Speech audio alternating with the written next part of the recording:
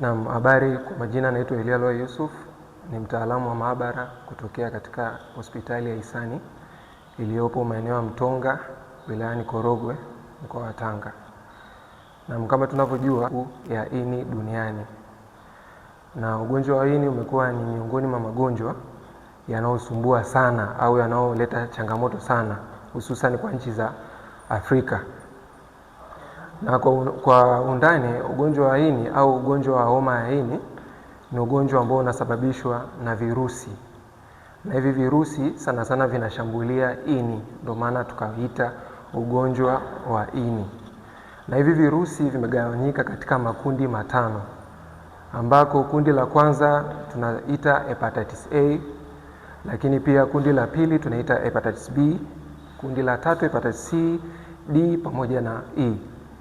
Na kwenye haya makundi yanapompata mtu au hawa virusi wanapompata mtu, kuna dalili mbalimbali zinaweza zikatokea, lakini kabla ya kuona dalili ni jambo muhimu kujua kwamba hepatitis A pamoja na hepatitis B mara nyingi huwa inasababishwa na aina ya vyakula, lakini pia usafi wa mhusika pale anapopata chakula.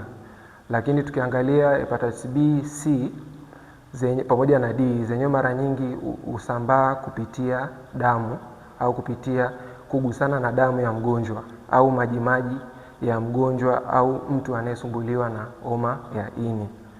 Tutaenda kuangalia vitu gani ambavyo vinaweza vikapelekea mtu kupata ugonjwa wa homa ya ini. Kuna shughuli mbalimbali kama tulivyosema ambazo zinapelekea mtu anaweza kupata ugonjwa wa ini, ikiwemo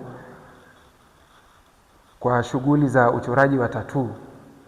Mara nyingi tunajua hawa virusi wa homa ya ini wanaweza wakakaa nje zaidi ya siku 7. Kwa hiyo ikitokea watu labda wakati wanachora tattoo, labda aliyotangulia alikuwa ni mgonjwa, wakati wanachora tattoo kama tunavyojua kinatumika kitu chenye ncha kali. Kwa hiyo kile kinaweza kikabeba wale virusi, na wale virusi wanaweza wakatolewa pale. Atapotokea mtu mwingine akaja kikatumika kile kifaa, kinaweza kikampatia maambukizi.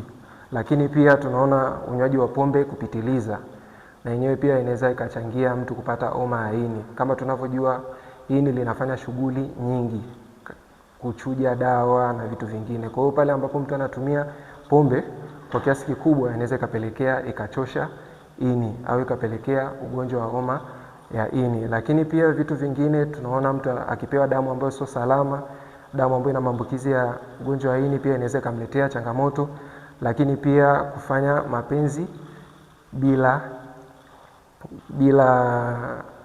kufanya mapenzi bila kuwa na kutumia, na yenyewe pia inaweza kupelekea pale ambapo utakutana na mtu ambaye anakuwa na hiyo changamoto, ukikutana naye kimwili inaweza kukupelekea ukapata maambukizi. Lakini pia kugusana na majimaji au damu ya mtu mwenye maambukizi ya homa ya ini, ambayo hapa inahusu sana watoa huduma wa afya. Lakini pia tutaenda kuangalia dalili. Ni dalili gani mtu anaweza kaziona akajua kwamba yupo kwenye hatari ya kupata ugonjwa wa ini au tayari yupo kwenye changamoto ya kupata ugonjwa wa ini. Ambapo dalili mojawapo ya kwanza tunaona ni kwamba mtu anapoteza anapoteza hamu ya kula. Lakini pia mtu anaweza kupata homa kali, na dalili zingine pia mwili unaweza akawa anasikia uchovu. Lakini pia mtu anaweza akawa anaharisha. Dalili nyingine ambayo inaonekana mara nyingi hasa kwa mtu akiwa amepata maambukizi ya muda mrefu, kwenye haja ndogo anaweza akawa anatoa ina rangi nyeusi ambayo inataka kufanana na rangi ya Coca-Cola. Na mtu anapoona hizi dalili ni vyema akatembelea huduma za afya, ikiwemo kama sisi hapa Hisani pia tunatoa huduma ya afya kwa upande wa homa ya ini. Kwa hiyo mtu akija anaweza akajua afya yake, kama ana changamoto yote ya homa ya ini akapatiwa matibabu. Na matibabu yapo aina mbili, ambapo kwenye matibabu, cha kwanza, kwa matibabu unaweza ukapewa chanjo.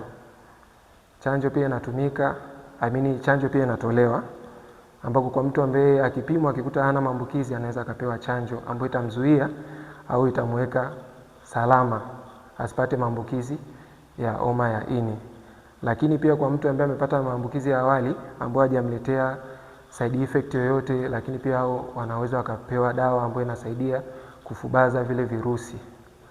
Na kitu kingine ambacho tunaweza tukaangalia ni njia gani ambazo zinaweza kumzuia mtu kupata maambukizi ya homa ya ini, ambako kwenye vitu ambavyo hapo nyuma tumeongelea vitu ambavyo vinaweza vikasababisha mtu akapata homa ya ini.